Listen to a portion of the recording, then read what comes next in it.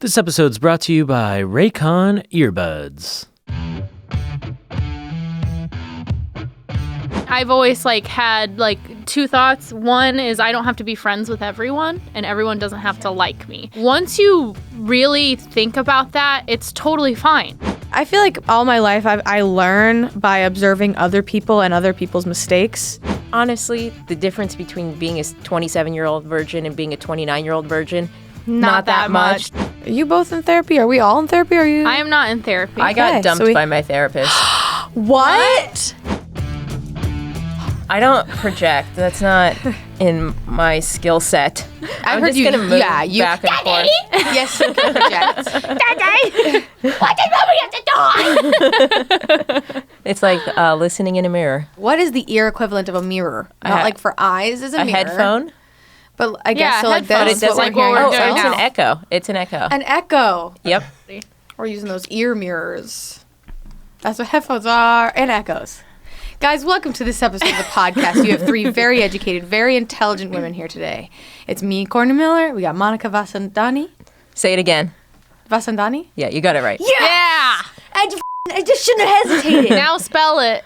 Vasandani. Whoa. Heck We've come yeah. a long way. Sorry, I farted on the podcast. I'm proud of myself. And then we have Sarah Whittle. Yay, you said my name right. Yes.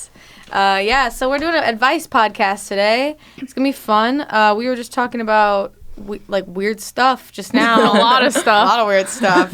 We really ran through all of the female body weird stuff. We did a real body fast. check, female body Female check. body check. But yeah, we had a tweet that went out asking if you guys wanted some advice from three very qualified human beings. Where are they? Yeah. Well, What? it's my Where are they? Where are they? I don't know. It's So my we showed birthday this week, so Oh yeah. when this podcast, congratulations. so, we're wise. I'm wise. And you're turning 21. Yep, exactly. Oh my God. I can So- finally drink. So wise. So wise. I was thinking about the other day how it's crazy how when we're little or 13 how we think we literally know everything and that we have it all figured out. Yes. And even me looking at myself a year ago, I'm like, wow, that bitch. I think I think that goes up until you're 25. Oh, it has Yeah. to. At 32, I've never felt dumber. Yeah, actually, because between 25 and 30, life really humbles you. Because they're you thought you were hot and young Yep. and you Yeah. knew Yep. your shit. You're Yeah. wrong. I think my brain's developed enough to realize how stupid I am. Yep. Yeah. Yeah, definitely. Okay, so yeah, we have some tweets from you guys to answer. We were joking. There's one of these here. Who said? I'm just going to throw it out there because it's funny. The how to hide a body. And my first initial instinct was, don't hide your body. Love your body. Don't hide it. How can I hide a body? Yeah, that was at Screenplaya. So that's my answer. Love your body. And if it's a dead body, love that dead body. Yeah. That's bad advice. Okay, just canceled myself. Courtney comes out as a necrophilia. Oh, Oh boy. don't knock. No. No, keep going. Sell me on it. Pitch me on it. No. Yeah. I want to be sold on this. Courtney Miller cancels herself on the SmoshCast. Yep. Okay, so the first real question we're gonna ask is from Jack Trash. They ask, is college worth it? Ooh. You guys both went to college, actually, legitimately. Yeah. Attended, Yeah. completed. Yeah, Did you I complete completed. college? Yeah. What'd you get? I have a bachelor's degree in business management Hell from yeah. a fashion school. Hell yeah. Did you go to FITM? Yeah, I did. Oh my God! Calm down, Courtney. Sorry, I think can you probably sign whatever told me you this want me already, but FITM was always the commercials on TV, so it seems like a famous school. It didn't feel famous when I was there. What did you study? So I have one degree in product development, my associates, and I have my bachelor's in business management. Yeah. So what did you initially want to get into? I had no idea. So I did really poorly in high school. I graduated with a 2.8 GPA. Ooh wee. So there were very few schools I could get into. Nice. But my parents wanted me to go to a 4-year school. I actually super regret going to a 4-year school. Really? I wish I had just gone to community college, saved the money. That's and what I kind of did. figured it out from there. Yeah. Yeah, I got a 2-year degree, an associate's degree from a community college in Wyoming because also I was offered full ride scholarship. So Whoa. not only for speech and debate and theater. Wow, dude, that's awesome. Look Super at you. nerdy. No, Yeah. that's awesome. So and then also Wyoming had a scholarship that if you stayed in school or stayed in state for college, they would pay you extra money because they want their people to stay. Wow. So I did that for 2 years and got my degree, and then I went to a 4-year college. So that saved a lot of money. Didn't help me from still the massive amount of debt that I had, but Sure. Are you glad that you went to college? Yes, I am. I think, but I do think it's not for everyone. Yeah. So I think like college was really worth it for me because I always knew I wanted to get into media or television or some type of production like that. So I knew I would just have to I don't have to get a degree, but it's better to get a degree. So that's what I did. And I also wanted to go out to New York. And so that was kind of the best way to do it. But it's not for everyone. And especially financially, when I was 16, 17, money didn't seem like a real thing. No. Yeah. It no. was like, oh, $50K a year, $45K a year, $60K a year. Those all seem like, oh, yeah, I'll be making so much money when I get out of college. You don't for a while, for a very long time, especially if you don't stay in the same industry or whatever. Or if you're doing just the bare minimum. And- you're not gonna and go exactly. anywhere. And at 17 to be like, yeah, I'm going to go into this massive amount of debt is That's just a societal American problem too, Right. that they want to profit off of education and young children. But that's a rant for another day. But another day. is college worth it? I think it's not for everyone, and I would actually love to see, generations and coming up and going into more trade schools, because at the end of the day, we still need carpenters and plumbers and those Yes. kind of Marine technical biologists. And you exactly. make good money doing that stuff. But the thing is that I think in most industries, in order to even compete for the job, you have to have a 4-year degree because now it's so ubiquitous. Yeah. So many people have them. It depends on the industry, because I have a friend that she went to college, but I think she only got her associate's degree, which is totally fine. And then she went into retail, and she's on a high level. She's like a general manager of a store and making lots of money, and she doesn't have any student debt. So some careers rely on you just diving right in and doing a good ass job. Yeah, that's true. And then some you need a little bit of technical school for. So it's it's all up to you. It's really what what your goal is. Yeah. But if you don't know, if you graduated high school and you feel lost and you're not really sure what you want to do, go to community college. Yeah. But Just get a 2-year degree. I would say that if your parents are paying for your college, if you're lucky enough for that, then it's a great opportunity Milk that to get a good degree. Yes. Get out of the house. Yes. Learn to be an adult, but on a much lower level where you're kind of feeding yourself, kind of doing your own laundry and stuff. But it's a good a stepping stone before you're cast out into the real world. Take advantage of it, Yeah. but get something out of it. I feel like nowadays there's this whole surge of people wanting to be influencers and YouTubers. I can't help but wonder if there's going to be a shortage of scientists and mathematicians or marine biologists in the future, because those just are not being thought of. Yeah, and I mean, I do know that some industries are already having that, pilots, for example. There might be in the next 5 years a shortage of pilots because because they're required to retire at a certain age, and all the people that came from the wars and during that time, they have to retire now. And a lot of people aren't going into that industry because it's very expensive and hard to get into. So I could easily see it being a thing. Did you know there's only 8,000 police people staffed in LA County? Only 8,000? Oh, that's not many. They have a crazy shortage right now. I Wow. mean, probably because, I don't know if political climate has anything to do with that. And I feel like kids think that in order to have that, fun, creative lifestyle, you have to pursue being a YouTuber or an influencer, but that's not always the case. I know so many people who, are working coding at Google, and they're, the coolest, most entertaining, awesome person. You don't have to have... No, and if you want to become a content creator or something like that, you can still pursue a job outside of it. Simply Yeah. Nail Logical Yes, I was is just the gonna say. perfect example. Yep. She's a crime statistics analyst, and then she That's does so YouTube on the sick. weekend, and she also just had her own nail polish line open up last year. Yeah. So you can do it all. It's just like really doing it in a smart way. Yeah, using that the something to pay the bills for that dream hustle. Yes. I think that's so important. Agreed.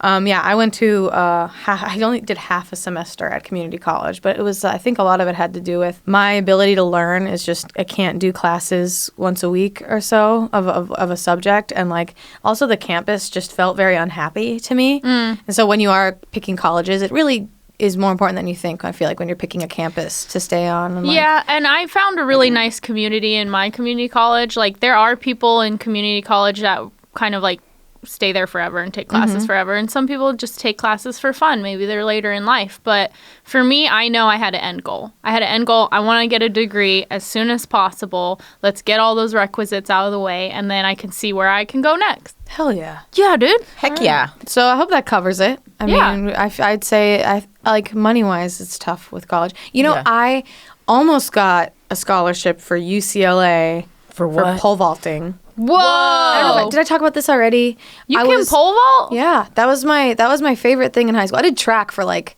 7 years, I think, from like 5th grade all the way through high school. Pole vaulting became my main thing, and like Whoa, that's so cool. Our coach would take us to UCLA like a couple times a week to practice with the college pole vaulting coach, and he was calling me his new recruit. I was feeling real good, but like our coaches at the time were at the high school were like really like kind of really bad conduct. They got fired the next year. They did bad things. They're manipulative and like wouldn't let me do the events I wanted to do. They even tried to like not let me have a boyfriend. It was really weird. So they kind of turned me away from track. Senior year, I just ditched it. And then I also was like, damn, I can't afford college unless I do have a scholarship. And then by that point, I'm like, I haven't done sports enough to even. So it's like by then it was too late, but man, I didn't know you could pole vault. That's so cool. That seems so very fun. scary. I'm so not physically able at all that it just blows my mind. That I can't let go of the idea of like don't run with scissors. Like the idea of like running with like a here's a long large pole. stick. like a fiberglass thing, yeah. Ooh, And then I you feel like jam it into the ground, and then you go up. I don't Yeah. understand the physics of it. It doesn't make any sense to me. I'll teach you sometime. I Please feel like I don't. could I pick up a don't. pole and get right back into it. I'm sure you could. Yeah. Do you think Monica and I are really made for the air? I don't think Pole vaulting, so. a lot of it, you'd be surprised. I like to stay planted. Yeah. You'd be surprised Keep how my a lot of center it is gravity just form. It's not even like, I mean, there's sprinting like and upper body strength do have some. You could totally do it with your upper body strength and your climbing ability. Oh, yeah, she I bet you'd really climbs. surprise yourself. And pole vaulters are short, so. Oh my Are you God. calling Monica short? No, sorry. Are you you're calling so me a tall. pole vaulter? Monica, you're so tall. You could Now you're just being patronizing. You'll never make me happy. I'm mad no matter what you say.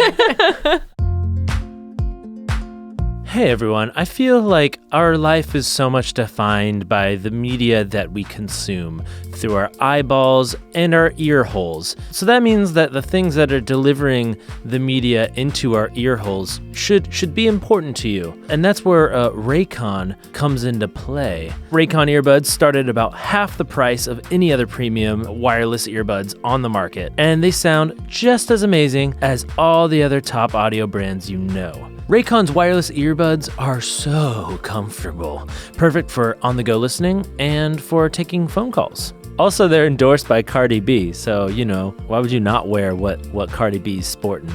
Now's the time to get the latest and greatest from Raycon. Get 15% off your order at buyraycon.com/Smosh. That's buyraycon.com/Smosh for 15% off Raycon wireless earbuds. buyraycon.com/Smosh. Speaking of, I don't know how I'm going to transition. You don't have to segue. You can just go next tweet. Yes, speaking of being tall versus short, Go on. This next question is about how to stop comparing yourself to others. Oh. So was that okay? Was that was a a good great transition? one. Thanks, guys. How to Don't stop look at each other like that, judging the answer. Why? We're comparing each other to each other. And we're like, how do we stop this? No, I think when you grow up. Hardcore Haas is the one who asked. Oh, She said, okay. how do you, how do you combat, I can never tell with the Avies and stuff. Yeah. How do you combat self-deprecation and comparing yourself to others, believing you're not good enough? Okay, now get back. Now get back in that momentum. Swing in. How do you stop? Well, the first step is you acknowledge that you're doing this. And it's just not mentally healthy. So sometimes when you're growing up, you just got to quit doing stuff and really make an effort to do it. So it's so easy with social media and scrolling through your feed, seeing how cute this girl is and how successful this person is, how tall this person is. It's very easy to compare yourself. And if you do compare yourself, then take away what you're comparing. Is it you wish you were more fit, or and is it a wish that can even be fulfilled? So it's just something that you have to like really stop doing. And with the self-deprecation thing, I think defecation is Self-defecation. Self-defecation. I think self-deprecation is good at a healthy level. I think if it's actually you spotlighting, putting a spotlight on an issue that you actually have, that's when it gets a little dangerous.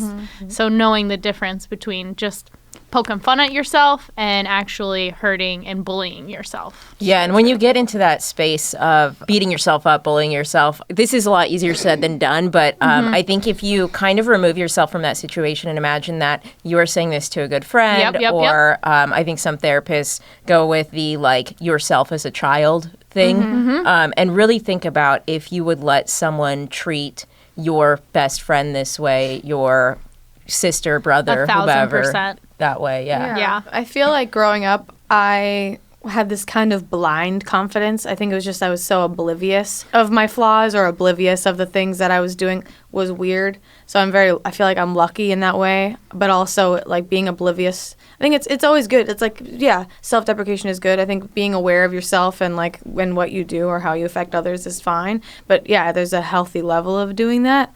And also, if you're comparing, like everyone is comparing themselves to everybody. Like there are people comparing themselves to you. Like they maybe want features that you have and you have no idea. Literally, you will never have any idea like how everyone in the world feels about you. So there's no point in trying to be any certain way. And also, if you're constantly looking to compare yourself, you're always going to be kind of disappointed.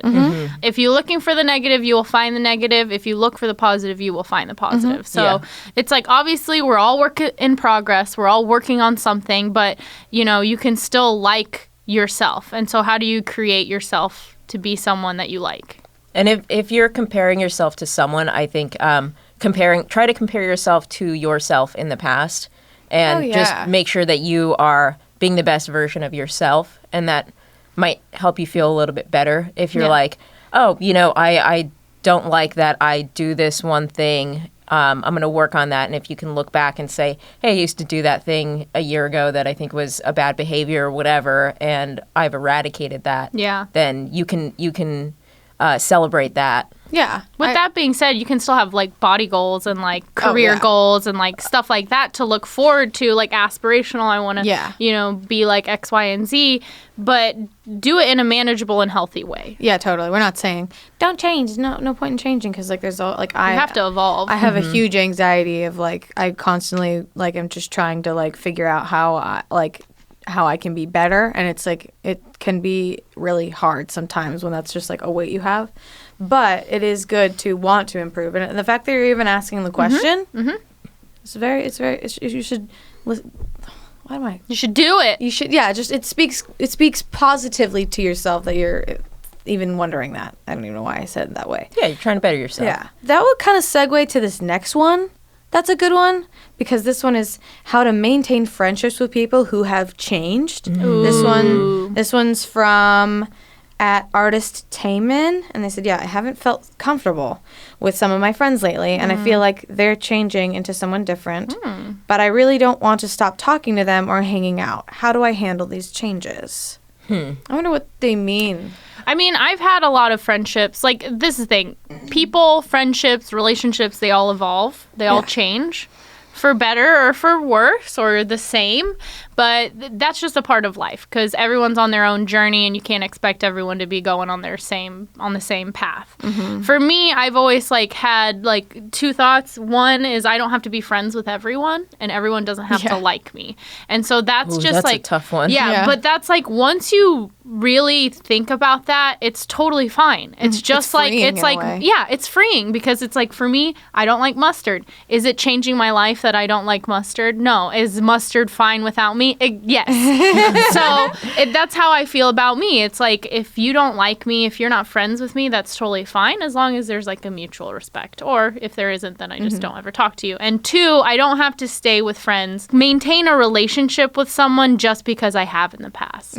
Some relationships can be like seasons where you had a really good time in the past and they're very fond memories, but then the relationship changes over time. Life gets in the way, jobs get in the way, other relationships get in the way. And so that's just a part of life, that it's changing and ebbing and flowing. And if these people are changing in a way that you're not favorable, either you can address those changes with them and just say you're uncomfortable, or maybe, adjusting the friendship. You hang out with them a little less, you hang out with them in smaller doses and smaller group sizes. And it's not anything to, it's not a breakup. It's just friendships change. Yeah, and I think it's okay to just spend less time with them. Well, first, evaluate whether you still like these people, whether they are still bringing something good into your life, or you just want to hang out with them because it's what you're used to. I felt this in a big way when I had a kid, because there are people who are not comfortable hanging out with a kid, or they just, we are in different places in our lives. And it took us a little while to find what worked for us in terms of setting aside time to hang out, not getting my feelings hurt that I wasn't being invited to stuff anymore. It took a while to get there, and I think that's okay. That's totally okay, yeah. Yeah, there's rough patches all the time. And I'm curious, what they mean about changing, whether it's, taste and stuff, or, what they're into, or, just literally their values as a person. But, right, or if it's oh, my friends now like to vandalize cars. It's not tight. Yeah, because, you want to surround yourself with people that are, positive and bring a positive light to your life. I've had friends that were changing, and it was to the point where they were very much affecting my life negatively. They were hurting my day-to-day. I felt like my mental health was slipping. So sometimes you do have to cut people out of your life, and it doesn't have to be in a negative way. You don't have to be you're done, snip. And if there are other people in your life that you enjoy spending time with more, that's okay. And I think that's such a great, I don't know if the word's analogy, but the mustard thing, that's great. Mustard is fine without me. Yeah. I had a friend who had something similar to that, where I was so nervous and sad that I can't go to this party. I feel bad that I can't go. And that friend was like, well, in a way that's selfish thinking to think that everyone's going to be so affected by you not attending this thing. Because, it's not like nobody cares. It's it's knowing that, you're an active part of life in general, but you're not the only part. Yeah. And like I said, there are friendships with rough patches. Sometimes people just get weird for a little bit, but it's fine. You and your friend Monica, you guys worked that out, and things are still good, do you think? Yeah, I mean, we're still friends. We had to kind of get past the initial hurt of not talking as much and feeling like this person doesn't like me, and rather realizing that it was the circumstance of just being at different places and being okay with someone going from being a best friend to a tier 2 friend that, we're not as close as we once were, but we can still leave it in a place where we still have warm feelings towards each other instead of letting it get to the point where we're not addressing stuff and it's just blowing up. Yep. I had a similar thing too, because it's 4 years ago, I was single, living in LA by myself, no pets, just a roommate that I wasn't really friends with. That was my life. So obviously I had a lot of time for different friendships and going out and all this stuff. And fast forward now, my time is even more divided up. And so, friendships have had to be adjusted, but that doesn't mean there's any less love there. It just means that, we're hanging out a little less. And so I think luckily with this friendship, I'm able to be open and honest with her, that I'm my time's more divided up, but that doesn't mean there's any less love. That doesn't mean that I don't want to hang out with you. It just means that life is intense. And that's the thing too, is invest your time into relationships that you really want to foster. Yep. Yes. I'm not saying you can't go to coffee with someone and just be very casual, but the older you get, time goes by faster, time gets divided up even more. Really, you don't have to hang out with people that you don't want to invest into. No. Just because you guys had a past. And that sounds super brutal, but like mustard will be fine. Mustard would literally be fine. Mayo will thrive. No, mayo's my buddy. Yeah, I feel like in high school I bounced around in friend circles a lot, but by the end it's like freshman year, you feel like you're friends with people just to have someone to sit with at lunch. Mm-hmm. And then my senior year I had like one friend that I was you could just be a little more discerning. Mm-hmm. Yeah, because you're focusing on yourself. Dude. Let's switch it up a little bit. We've been doing friends and like changing and stuff, dude. Let's freaking change it up. Let's go. This one is related to what to do when you and your partner enjoy different things. Ooh. Uh-oh. So that's me for sure. This tweet is from I sent that in because I want to know. Is this your fake Twitter account? Yeah. So this one's from @WizardDallin.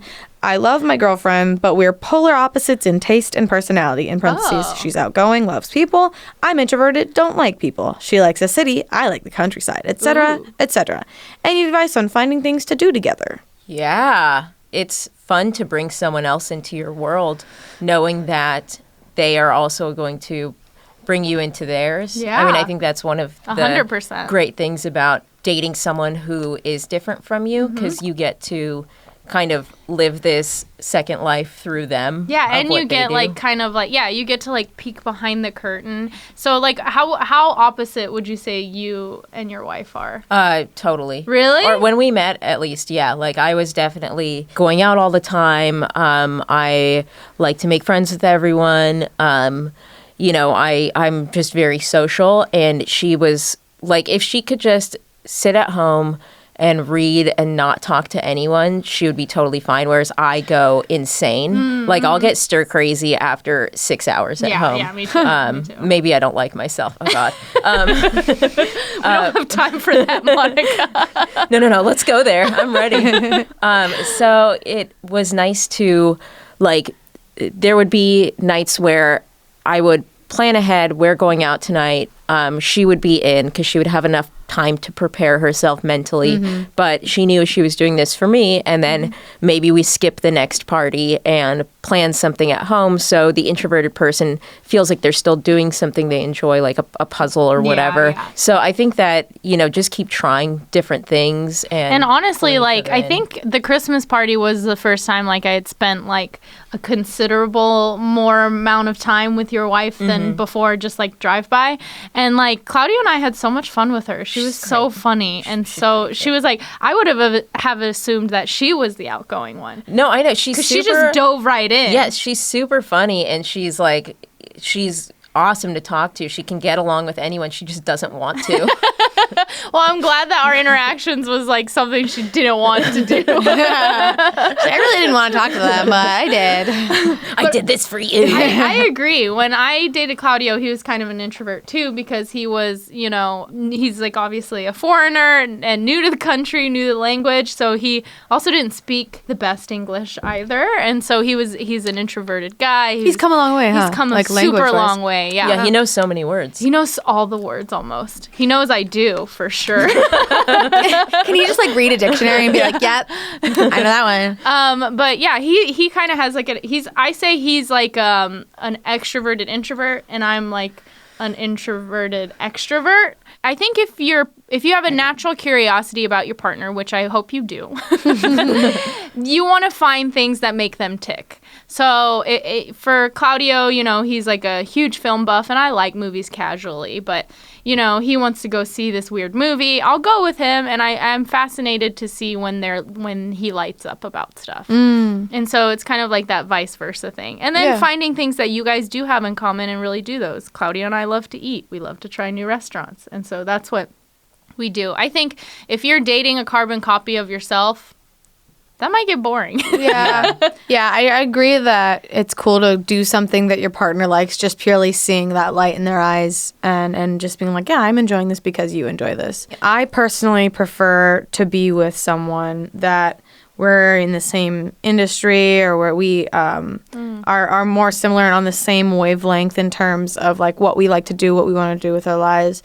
Just because I feel more understood in that, just me personally. I gotta say, sometimes, like, and I think that's so great to make it work, and yeah, just try each other's interests and find compromises. But also, like, if sometimes I feel like people stay in a relationship for reasons that they don't really need. Yes. So if this person is like if you guys are so not on the same wavelength at all, and that's what you prefer, like, don't just stay like the first few words of this tweet are, "I love my girlfriend," but it's like, I mean, no, you're fine, right. but. It's like, I mean, this is a super dumb, minute, like, little thing, but it is like, I love getting my nails done. All my nails fell off, so I'm not gonna show them right now. But I love getting my nails done. And one time I was dating a guy and had like pink glitter nails, and he was like, "Oh, it looks like a little kid's hands," and I was like, "Oh, Yeah. And I was like, I don't like that you don't like that I like to do this." Yeah, and that's who you are. Yeah, and on the other side, like, Claudio doesn't care about nails, but he's like, "Those are so cute. I like those. I like that you're doing." He's like,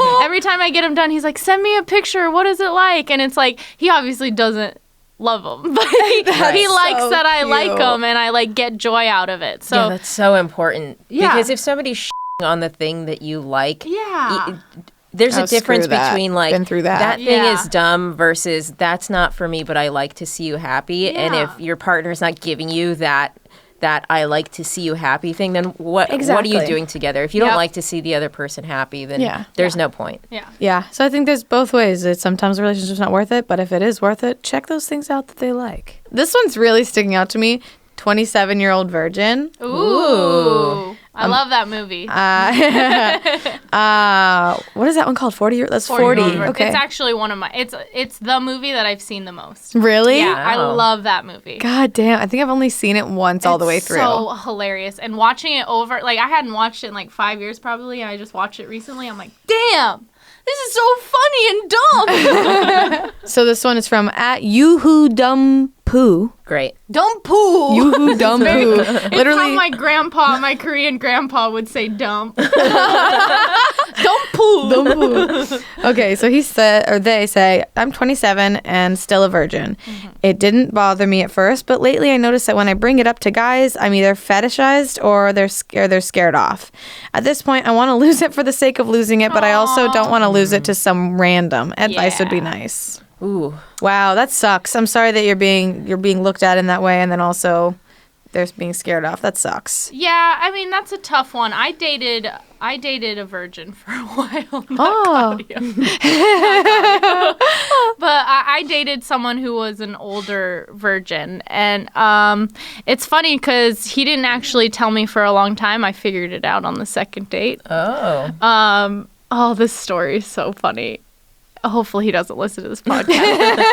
So we went on our like first date and it was fine, but like it was like an okay Cupid date. This was many, many years ago. And he wasn't like super flirty, but he was very funny and I had like a great time. So I was like, oh, because usually, you know, guys are very flirty on online dates. And I was like, oh, that's fine. Maybe he's nervous. Second date, he was like, hey, come over to my house. We'll go hang out with my friends or something like that. And I was like, oh, okay, we'll do that. I showed up at his house. Oh, God, please. And I was like, what are you doing? And he was like, come help me. I'm building a pyramid out of pennies. Oh, my so God. cool. So he had like 1 billion pennies at his house and he was like stacking them like 10 at a time and making like a huge square, like 1 by 1 of pennies like in a square. Then the next one he'd go like one less row. So it just was like a pyramid. And that's what we were doing. And in that moment, I was like, he's a virgin. Oh. I know it. He never told you? He never I'd told that guy. Yeah. That sounds so Yo, rad. let's do penny stuff. It was so funny. And I was like, this is so just like such confirmation of my like just gut thing. Wow. But him and I, we kept dating, and honestly, it's intimidating.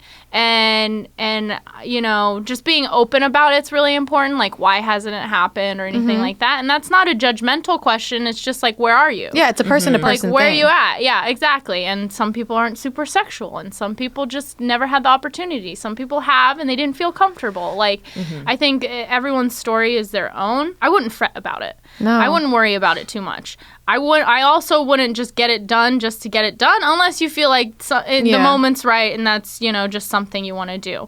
Yeah. At the end of the day, like, it's a big deal, but it's also not.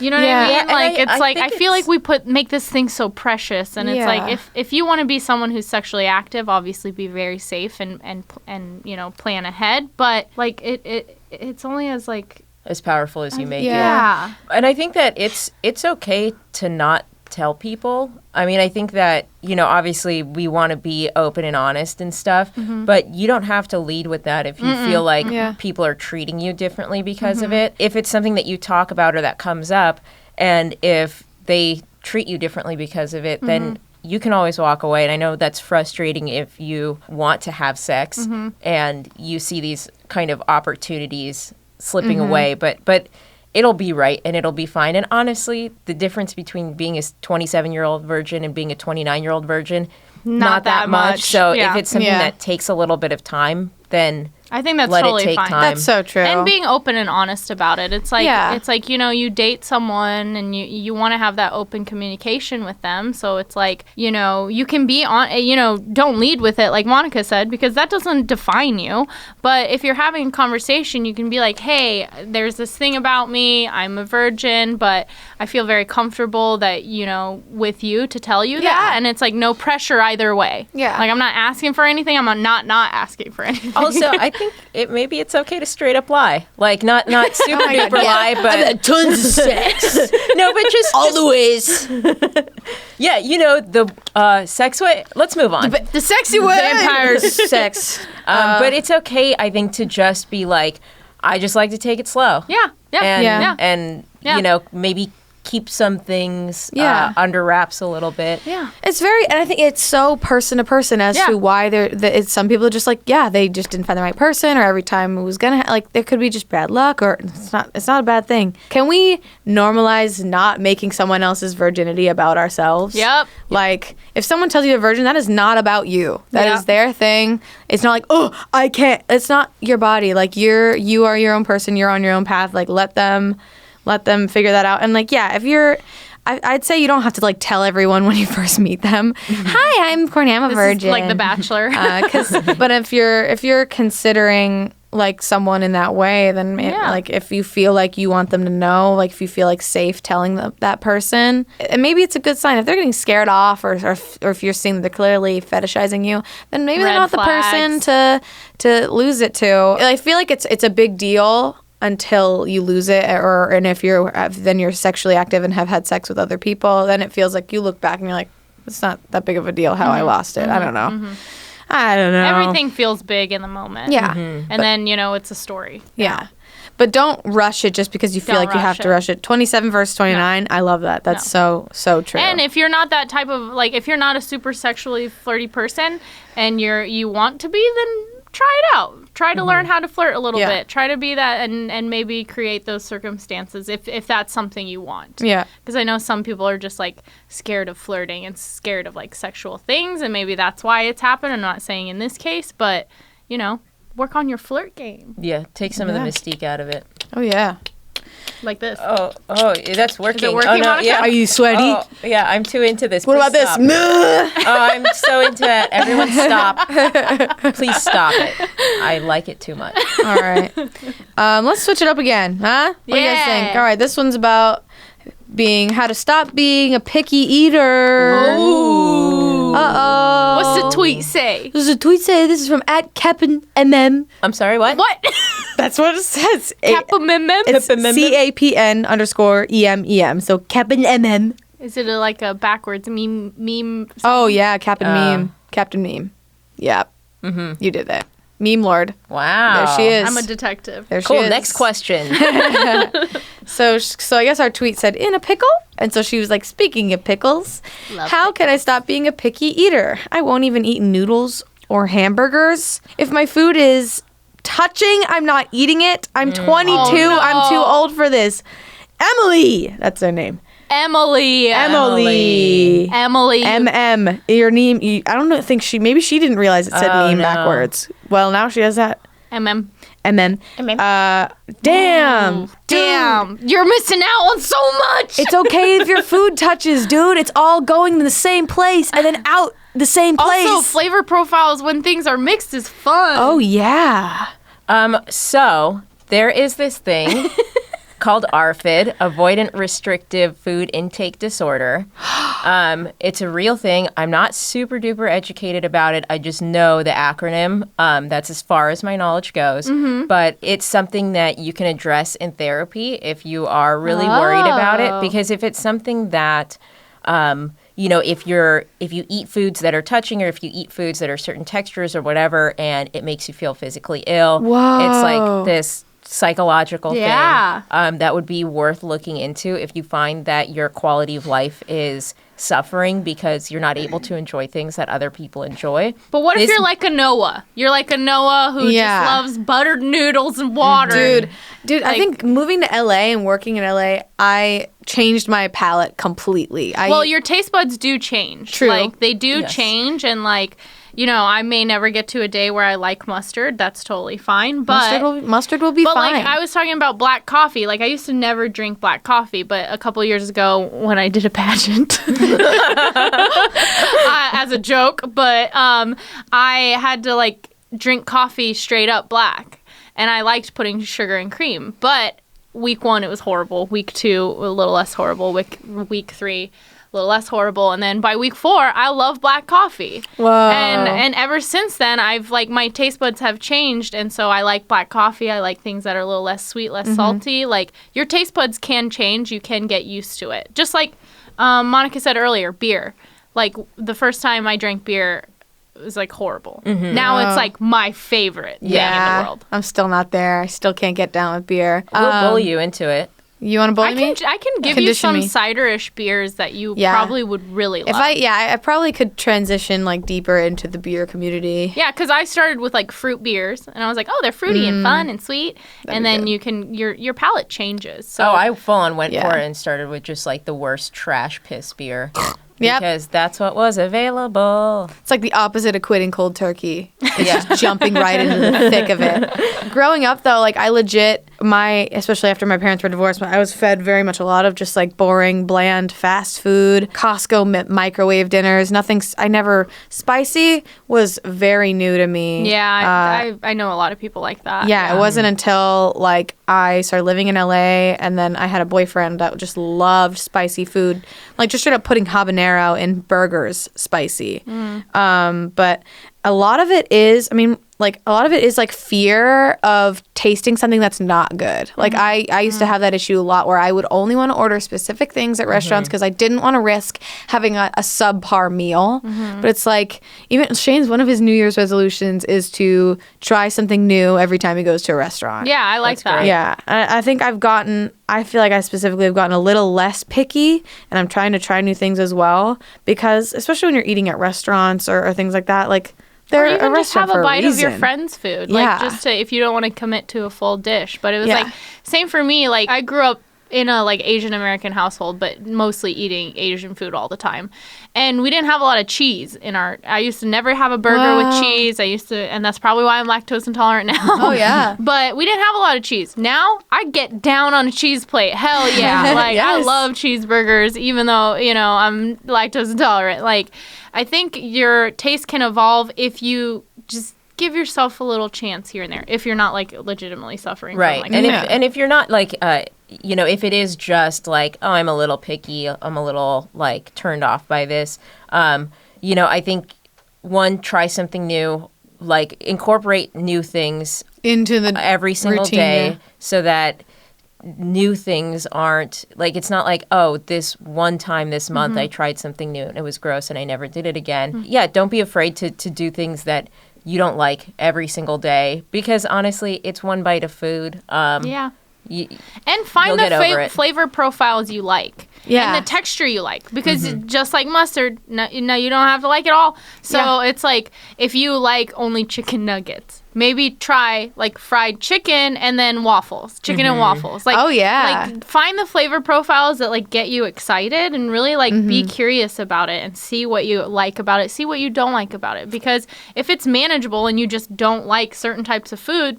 that's totally fine. But if you're at a restaurant and you can only have like buttered bread, that's like something that needs to be acknowledged. I will say though that having things, for me, if it's something that's completely new, I'm more likely to be into it versus something that's adjacent to something that I already like. Because then I'm just missing the thing that I want it to be. True. Versus being like, this is a whole new flavor, texture, experience. It can be its own thing. Yeah. And it's not like, oh, here's a shitty version of a thing I like. Well, I will say, like, oysters is, like, kind of the perfect example, because I never liked oysters, and Claudio loves oysters.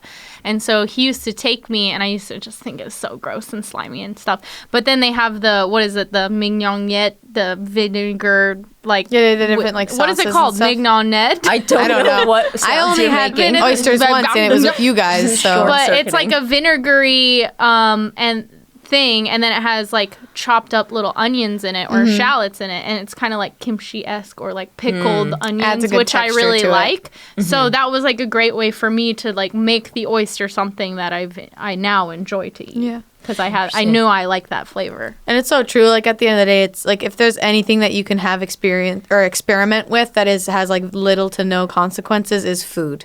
Like, and also like seeing what your friends eat, or like if you're at a restaurant, like what is the waiter like? Because it's odds are it's freaking good. Like the first time I had ramen, Sohinki took me to Jinya, and like that was my first time having ramen that wasn't top ramen microwave shit. So like changed my world, changed my life, dude. So or a friend showed me sushi, and you're just like, you end up liking it just because they said it was good. I had something else. I feel like I have this thing where I Michael Scott, where I get on a train of thought and I had an idea in the beginning of the sentence and then I just forgot it. I think that's everyone. Yeah. We're all Michael Scott. Sick. All right. Next. How do you guys feel about giving this advice? You feel good? You feel confident in your answers? I think I'm a pretty good advice giver. Maybe not in my own to myself, but I feel like we're all. I think I'm good at giving advice, just because I'm also very humble that I don't know everything. I'm just freaking shooting at my hips. Is that what hip shots old people say? Yeah, they say people that still say that. all Spitting that at my time. hips. People still say that? Spitting on your hips. I'm spitting off of my hips. Sorry, Kevin. How do you feel about giving advice? I feel all right. I feel like all my life I learn by observing other people and other people's mistakes. Ooh. So I feel like it's also, Kevin's nodding his head ferociously right now. So like I feel like giving advice to others, it's much easier than looking inward. Monica? Yeah, I just it's just judging in a different way, and I love judging people. So Next time we do this, I want more tea related, like drama questions. Like I'd love to learn what your guys' drama is in your lives, and if you need advice. yeah, tell me all the weird things about your life so I can all over it. Publicly tweet all your personal friends' details. Like that'd be Bethany great. spilled milk on me, and I think she did it on purpose. Can you tell me how I can this advice is... What's the best advice to bitch slap her? Elizabeth made my food touch, and I'm pissed. This questions are only from really bitchy first graders. Amazing. Who want to just fight? Bethany spilled milk on me. All right. What do you guys want to answer next? We got how to de-stress. We got... Oh, you said jobs, right? Yeah, we got jobs. So Yeah, you guys let's want to do do jobs? jobs. Okay, you want us to do how to stay motivated while job hunting? You wanna do that Ooh. one? All right. I love that one. I was a hustler when it came to hunting for jobs. Back Dude, in the me day. too. Because Yeah. I moved to LA for a job, and then 4 months later got laid off. Ooh. Yeah. So then I that was sucks. unemployed for a while. How do you stay motivated? Yeah. So here's the at Chrissy Furtado 1 asks, how do you not get discouraged after failed attempts at landing a job? Also, how does one get a job at Smosh? Let's answer the first part first. The first part, well, stay encouraged, because it just takes one. That's the thing. It just takes one gig, and then hopefully you impress the people there. It could maybe lead to the next gig, and you could build up. Or it just takes one gig to learn enough to be like, I don't want to do this. Like, it just takes that one person, that one hiring person, to see the potential in you. Yeah. And so that's the thing that sucks, though, is like you can send out 1 billion resumes and 1 billion cover letters, and all these things, and not hear anything back. It's very, very discouraging. But that being said, the biggest piece of advice is make your resume 1 page. Make your resume easy to read, visually nice to look at, and make it like I can look at it and just understand what you're about, but without going into too many details. No long paragraphs, no lies. Do not lie. Yeah. And especially if you're just starting out, do not lie. Because people don't like liars. No. They like someone who's honest. And it's like, hey, I'm looking to enter the work, blah, blah, this industry. And I'm really eager and I'm willing to learn and I'm flexible. And that's all people want to hear when you don't have experience. Agreed. I think one thing I learned, and this was in like starting out jobs, like working at a pharmacy, or I worked at like a daycare for a while. When you apply, and sometimes it's just a job application, no resumes, but resume, hell yeah, those are great. Call. Like after you submit it, then call. If you haven't heard anything, call and be like, hey, just want to check in, because like I've heard that's really good to show that assertiveness and that you're like willing to, because some people are afraid of calls, and like sometimes when you're able to do that, it speaks a lot to your ability. Yeah, I think call or email, I think it depends on the thing. Yeah. Because some job postings are like, do not call. And you know, like, you know, in 2020, it's like, a phone call. Yeah. But I think like play it by ear in each one. But if it's like, if it's like a Target or Kmart or, you know, Walmart or something like that, like easily call and see what's up, see where they are in the hiring process. And also, you know, maybe lower your expectations, because finding a job is really hard. So if you're kind of putting your heart into all of this, if you're imagining what every job is going to be like and you're already kind of living it, then you are going to be hurt and discouraged. But cast a wider net, you know, talk to people around you and see if they know anyone. Because it's like most of my jobs I've got because I knew someone, not because I was best friends with someone. It's because I asked about it. I was like, hey, what have you seen? Do you know anyone at this place? Do you know anyone here? Do you know about this? And like they're like, oh, I have a friend of a cousin that and let me see what I can do. Yeah, I harassed friends with my sketch packet. And that's honestly how I got here, because I just was like, hey, would you be willing to look at my sketch packet and then pass it along if anyone's ever looking for someone? And so, you know, really just put all the numbers out there. And I don't think about all the packets I sent out to people who did nothing with it, because I can't focus on that stuff. I can focus on eventually I got the job. And also, if you're trying to light a fire under your ass, run out of money. It definitely makes you find a job real fast. Well, you know, I'm always the type of personality that, if I run out of money, I'm going to be like doing a side hustle that's maybe not my career, but, you know, it's helping me eat. Oh, yeah. I think that's just my personality type. I'm willing to like buckle down and get it done. But yeah, especially if you know that it's temporary. Exactly. And it can easily get discouraging job hunting. Yeah. And also the amount of jobs that are just like hiring full time right now is like so rare. So it's really like, how can you best situate yourself to have the best arsenal of things to fire off when you need to? Make sure that resume is solid. Make sure you know like how to talk to people. Work on your interview skills.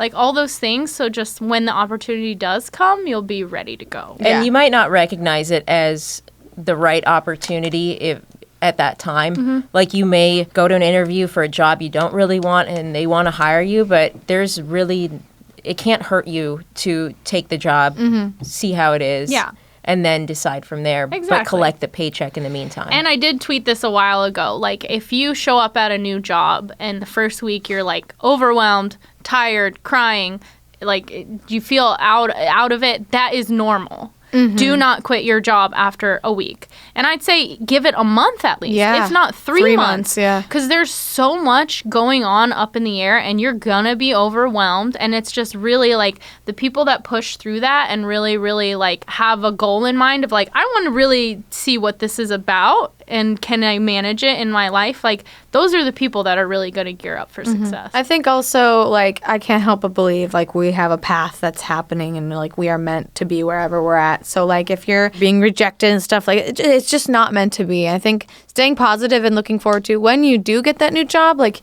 there's going to be so many new people in your life that you're going to be seeing all the time. Like, look forward to wherever you go. Like, don't dwell on the failed attempts because, like, there's no point. There's no point. And ask the people around you maybe who have a little more experience for advice. And don't be afraid to ask those questions. many of our friends I've been like, send me your resume, and given makeovers to, and then they go out and get a job. Yeah, you've helped a lot of people with that. Yeah, because I believe in sharing the love. Like, why do these people, why do my friends and people that I care about, or even, I don't even have to care about them. I just want to help, because it's like, I had to go through so many things. I had to make the mistakes. Why should they go through the mistakes? Like, Right. I can help them. I can Plus, give you them the never cheat know- codes. You never know when someone then is going to be in a position to be able to help you. Yeah. Yeah. Which is, maybe that's a bad way to look at No, things. but that's like, it's nice. Speaking of cheat codes, every job interview I've ever had, they always want to ask you what your 3 weaknesses are. Always have those planned ahead of time. Do not say you care too much. God damn, that makes you seem really ingenuine. I think I'm just going to give away the ones I've given. Just be honest. Being yeah, honest. Just be honest. Mine were always, I am not great with names sometimes. I lose track of time, which sometimes can be seen as a good thing because I'll just like keep working. Or that might be seen as I'm being late, but I'll let them take that as they will. And then I had one third one that was really good. But yeah, always have those prepared, and practicing interviewing. I think I it's say, being humble. Yeah, I say I'm too pretty. I'm too smart. I'm too humble. and too horny. Ooh. Yeah, I do a fourth one. I'm too horny for this work. That's the fourth. I'm too horny for Too this horny. world. And number 5, I give too many examples. Also, I don't know how to count. Oh yeah, I had a story. And number 9. I once tried to help a friend with a resume once, and she was at my house. This was years ago. She's at my house, and this is the friend I cut out of my life. She was at my house, and I was about to go work for a few hours, and she was trying to figure out her resume. She needed a job. She was already living in LA and was trying to figure it out. Didn't have a job, so I showed her my resume and then showed her a template to type her own in. And then a couple hours later, I came back from work, and she was still there working, and I saw that she was just copying mine, completely copy pasting my resume, and that was really sad. So don't do that. Don't just copy what you see. Make it your own. Make it easy to read. Make it one page. One page. I don't care if you had 100 jobs. One page. Yeah. And also don't advertise that you've had 100 jobs. That means that Yeah. you left 100 jobs. Yeah, just put what's your best foot appropriate forward. to it. Yeah, and if you don't have anything appropriate to it, put what you have and then be honest about Yeah. it. Okay, this one is also job. Do you want to do this one? Okay. Sure. How to survive a job you hate but need till you find a new one. So Well, we kind of just talked about that. yeah, yeah, Sometimes you just gotta hustle. Yeah. If you got an end game, you just buckle down and Mm-hmm. do it. things that you like outside of work Yup. that make you happy and feel fulfilled. If there are people you like at work, foster those friendships. Yes. And then sometimes you got to tell yourself when you have to do something you don't want to do, that's what the money's for. Yes. It 'Cause sucks, exactly. But that's what the money's for. At the end of the day, a job is a job, and you're not always going to do the things you like. Yeah. And that's the thing that I think, unfortunately, is getting lost in all this, treat yourself, love yourself, da-da-da. It's we're going to treat ourselves and love ourselves, but also sometimes we just got to fucking work. and challenge ourselves. We got to challenge ourselves. But do have a light at the end of the tunnel, something that yeah. you're working towards of this is the job I Yeah. really wish I had, Yep. and how do I get there? Exactly. Make that happen for myself. yeah. I will say, and it's speaking to surrounding yourself with people at work that you like and spending the time with them. I learned at previous jobs being with people that I disliked very much, but learning to coexist with people that you dislike. That was something very valuable. A tool that I learned was just how to coexist with people that you just don't agree with and don't vibe with. It's a very important tool because there will be shitty people everywhere you go. And that shouldn't ruin who you are. Yeah, find the silver linings also in that job if there are any. For me, when I used to waitress on top of working a production job, is I really like to talk to random people. I was and tell them about beers. That was my silver lining was what other job do you walk up to strangers and you're just starting a conversation. Or if there are sodas in the break room, take 2 every day, bring them home. Look forward to that. This one I personally really look forward to answering. Are you both in therapy? Are we all in therapy? Are you? I am not in therapy. I got Okay, dumped so by my therapist. What? Can we talk about that? did Can they you tell the say? story? Can you tell the story, Yeah, please? yeah. Oh my God. So I started going to therapy. I this was, I don't know, maybe 4 or 5 months ago. I had been having really bad anxiety. One of the things that we were talking about was how I overthink everything, and I just overanalyze stuff. I assume Relatable. that very relatable. I assume that people think the worst of me when I'm sure the reality is that they don't think of me at all, which would be tight. No, I'm good with that. Tight. I'm good with that. Mustard is fine. This was maybe my third session, and we started the session off with talking about this thing I do and how hard on myself I am and how that's not reality and stuff. And 20 minutes into the session, she's like, by the way, I am going to be taking a break from doing therapy. I can set you up with another therapist in this office. And it felt like it came in the middle of the sentence to me. So I was like, oh, no. Consider this right now. She's like, this is the moment it's in the movie where she's like, I need to quit being a therapist. Wait, okay. So then, and I'm like, yeah, this is kind of out of the way for me, so I don't really want to see another therapist in the office. You're just taking a break. Are you going to get back into it? And then she was really dodgy with me about it. She was like, oh, yeah, in a few months, you could just look me up. I'll be working somewhere in Burbank. Like, was really weird about it.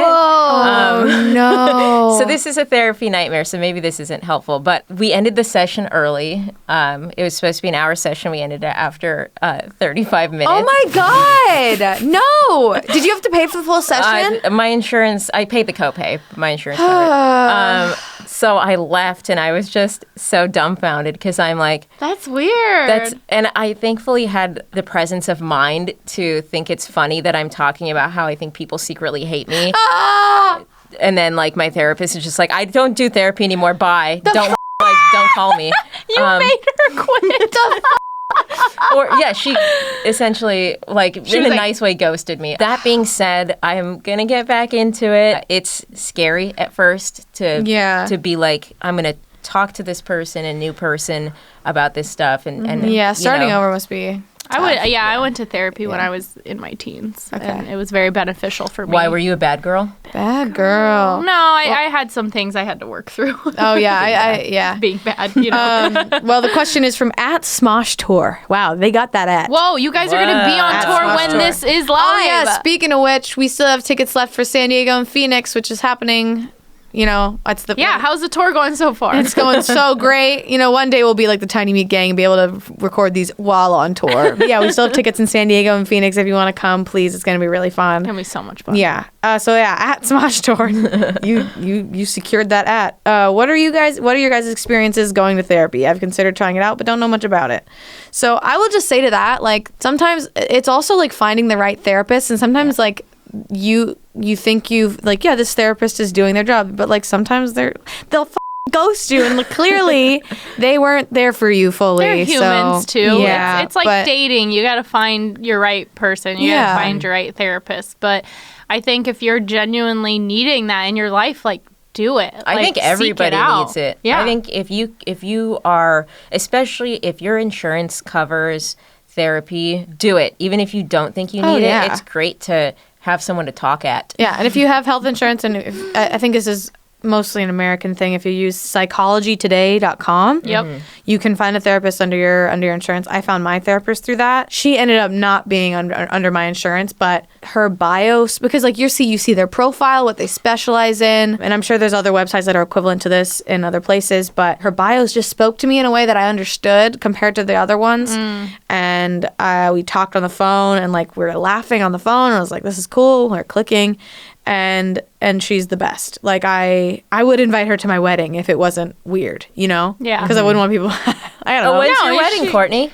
Tomorrow. Yay! I didn't get an invite. I'm marrying myself. No, I don't know. But like she's that level. I think I got very lucky though, because I feel like I've heard people will have gone to therapy for a while, and they will. I feel like they're not always utilizing their therapist in the best way. Well, it's a two-way street. Yes. So it's like the therapy can't hurt you yeah. or can't help you if you're not being open. If you're just like, Totally. yeah, I'm like, the sky's blue and I had a burger today. Like, you're just not going to be able to unpack anything. Or if you're not willing to put in the work, because I think that acknowledging that there's something that you need to change is the easy part. Yep. Even though that's a huge thing of being like, oh, I do this thing, I've identified it, but then working through it and Putting changing in that's work, and it's not fun and it's not easy. And it's very, very hard, But then you get to be a better person. I feel like I have this knack of wanting to face my issues or face issues head on. So I think I got lucky in the sense that I went into therapy and I was just like, I'm afraid that I'm crazy. Like I just listed out all my fears. I literally, the can of worms was open and poured out on the table because I was just like, this is their job. Like they need to handle this. And if they can't handle this, then I'll go to the next one. And I think I've said this before, but it's like, this is literally someone that you're paying to tell them whatever you want, whatever you feel about a person or what you like. It is your diary out in the world, and like they are that person to tell you like if you're like, am I crazy or is this normal? Because one of the things I've learned so much is like, hey, that's normal that you're feeling that. No, you're not crazy for thinking this thing, and or validating your feelings because there's some like sometimes you just have friends or relationships where they don't fully understand your day or what you're going through, but you will, and especially if you find the right therapist and you go to them for a while, then they are that person who fully understands you, and it's best to get them before any crazy shit happens. Well, yeah, and it's like it's the same thing of like what you said earlier about bullying yourself and talking to like yourself as a kid. Like those are the things that if you were to say those things to your friends, it would honestly like hurt the relationship. It would hurt your friends because it's like, for me, it's like I don't want my friend talking about herself like that. But those are the things you unpack in therapy.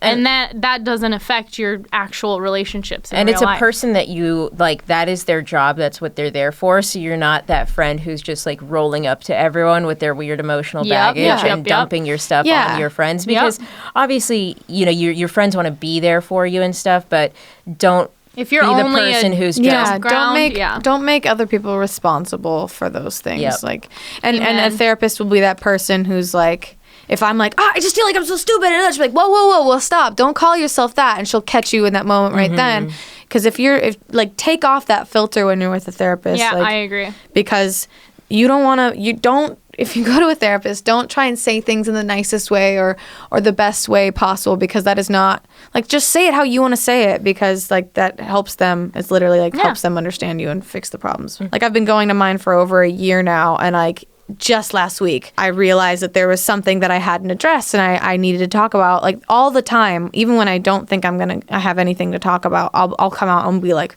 I had been crying and I'm like fully healed about something, and it's just, I'm so lucky that they were there and ready to understand me. So that's awesome. And when I went to therapy it was monumental. It was really like, it was actually life-saving for me. So hell yeah. I think it's like, if you're willing to sit down and like, looking at yourself is the hardest thing to do, and really addressing what is wrong with me and not hating yourself over it and realizing you're human is very, very hard, but it's super necessary if you want to be healthy, like mentally and with your relationships. Because as soon as you work on yourself, everything else will like click into place a little better. And I had a lot of friends growing up that genuinely needed therapy, and they just completely would shut the idea down because they think only crazy people go to therapy. I feel like that's kind of old news and old stuff now, but yeah, it is a preemptive Band-Aid, I feel like, when there's nothing wrong, and then it is the Band-Aid on whatever you need help on. Well, we have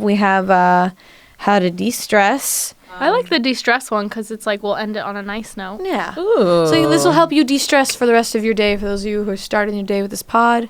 And this pod is making you really stressful. Yeah, we're stressed you the hell out. Or it's the end of the day and it's time to de-stress from the day. Yes. Here we are. Let's do it. So the tweet is from @BlueBellaBunny. That's cute. Yeah, it is cute. Hey, freshman in college here. Just wondering, is there a good way to lower stress levels? Because second semester is kicking my butt. Any tips or tricks would be awesome. Love you guys. Love you. How do you de-stress, Courtney? Yeah, it's on and off with my abilities to de-stress, but therapy is a great help in at least understanding why things stress me out, because sometimes I'm just stressed out about things to be stressed out about things. Mapping out what you're stressed about, something I've learned is you take out a notebook, write out what's stressing you out, and sometimes those things aren't really worth stressing over and you just got to let go. I like that a lot. Yeah. And then, or if there's clearly a stress there, how do you plan on addressing it, or how would you feel better if that thing would disappear? How can you make that thing disappear? Because sometimes when you're stressed out, your brain kind of just becomes spaghetti and like you got to write it out. You want to write it out, comb out that pasta and just figure out what's really the issue. I know. I don't know. I like that visual. I want to comb pasta now. Yeah.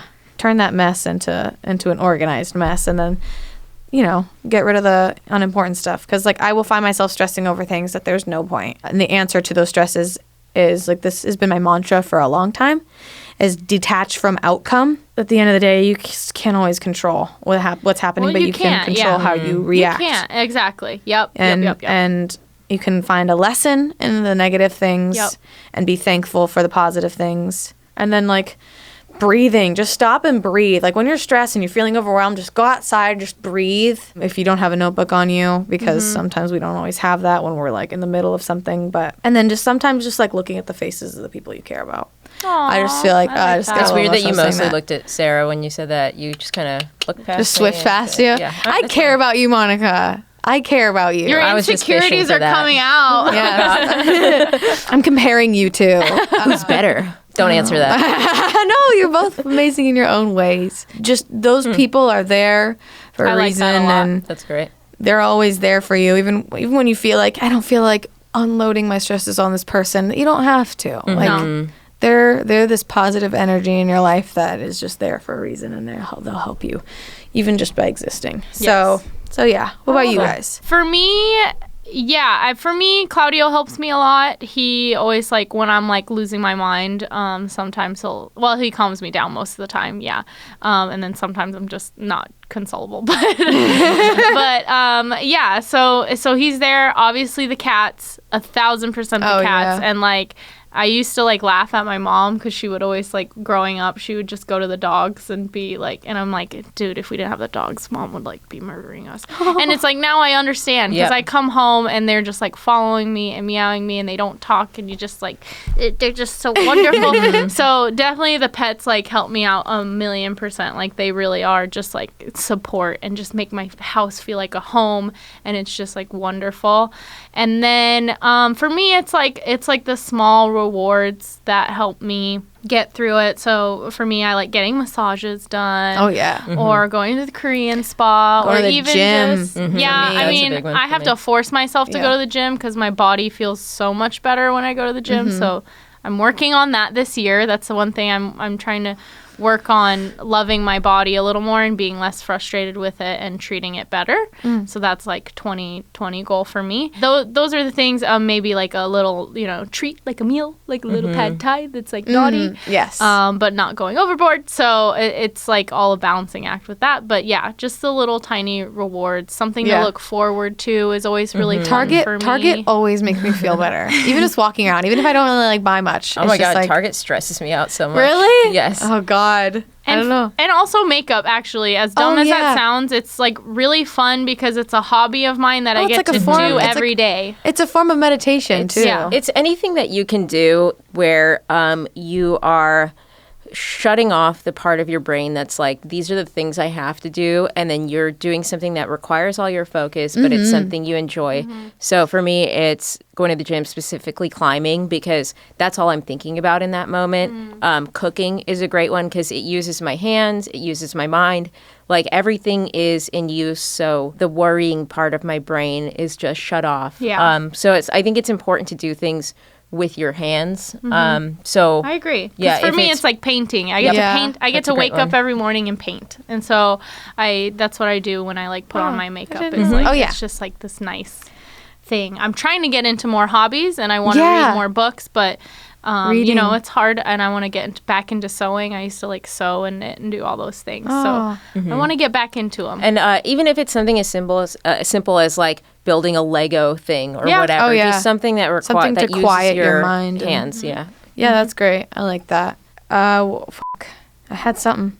Oh, no, that was a separate thing. All right. So that was my brain doing its thing. She de-stressed That was so me. much. I thought I had one last thing on how to de-stress. What's your guys' like favorite smells? I was just asked this on Grace Oh, Helbig's yeah. podcast, but what's your favorite like de-stressing smell? I love vanilla. Relaxes me. I think it's because my stepmom, when I was younger, she was like this amazing energy. So now the smell of vanilla is just completely relaxing to me. Cinnamon apple. Oh, very Ooh. fall. You're very Yeah. fall. Yeah, very autumnal. Yeah. And then there's some like Urban Outfitters candles that really do the trick for me, like teakwood and tobacco.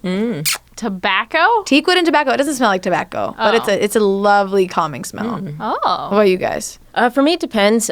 So I like, as a smell, I like sandalwood and I like jasmine a lot. But something that always feels a little calming is the smell of onions and garlic cooking, because it's just like, you know, Food, growing for up, sure. food is such a comfort thing. My mom always cooked, I cook. Yeah. So that anchors me and makes me feel like I'm home. Yeah. So that's a very just That's the calming smell of white rice to me, honestly. Yeah. Like Yeah, it calms food, me dude. when I'm sick or something. I love just having like rice and kimchi, and that just like calms me because of the smell and the taste and everything. I really like minty. I like eucalyptus. Oh, yeah. I like spearmint, and I like citrus, but they're all toxic to cats. So be aware if you're into essential oils that there are lots that are toxic to cats and dogs. Whoa. So be careful with those. And I also, well, this is like a weird thing and it's totally side, but I love the smell of like laundry exhaust. You know when you're like drying, you know when you're like drying something in the dryer and then Yes. it was like had a pipe going out and it was like that exhaust. So when I was younger, I used to like stand under them and like like I loved how that smelled. Probably not okay. Oh, dude, but I just love the smell smell. of gas burning, like a two-stroke engine, or Yeah? just Or like, like the a gas really station. shitty car. Yeah, I yeah. don't know dude. why I love Or like that. campfire wood when you smell like campfire Yeah. for a little bit. That's nice too. The smell of asphalt and when it starts raining. Yes. That's a great smell. Love that. I hate that one. Isn't there like a term for that smell? Really? There's a Japanese word for it, but I don't know what the It actual smells like Japanese. dirt to me. I don't know what it is. I think it's a childhood smell of like being on the blacktop and like, and then the gas station or like the smell of boat fuel. Like it was just pretty much regular Oh. gasoline, but like childhood thing of, Yeah. of the days. I think that Petrichor is the name of the asphalt smell. petrichor. Petrichor. Wow. petrichor. I think that was a word.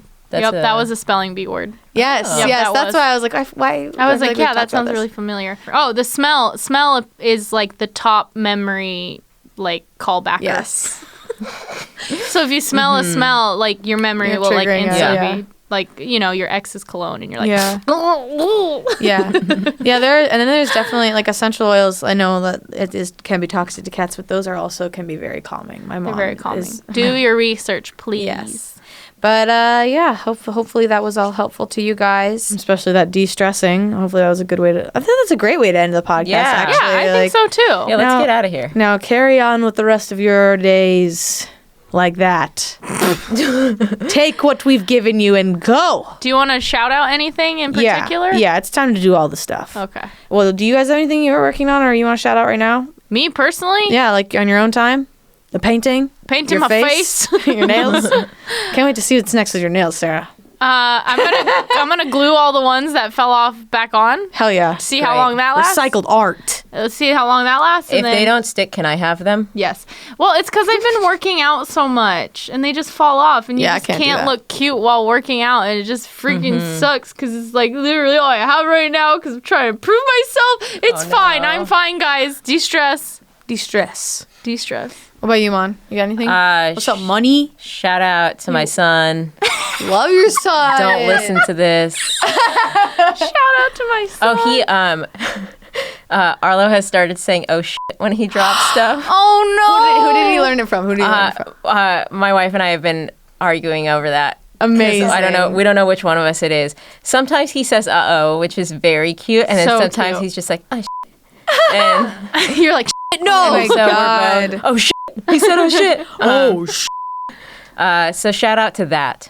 Nice. I like that. Shout out to Cute Baby Stuff. Another shout out. We have some new merch in the merch store. It's some cute stuff. I'm very excited about it. We got Academy of Weird Sounds shirt. Heck yeah. We've got a diary shirt. It's I love called that No shirt. More Boys. And it's so soft too. It's so cool. Oh, I would love that shirt. Yeah. And then we've got a Smosh play your floral, cards right. a Smosh floral hoodie, and then we're doing a throwback shirt that's just got "Shut Up" all over it, and a little That's great. secret. All of us in the office wrote "Shut Up," including the cast. Yeah. Yeah, so I'm loving an this. I'm autograph very thing. excited. I'm looking Yeah. at the pictures right now. If you guys love these podcasts, keep listening or keep watching. If you're watching, keep watching them on the SmoshCast YouTube channel. Subscribe, and thank you if you already have. And if hit that bell if you don't want to miss the next one.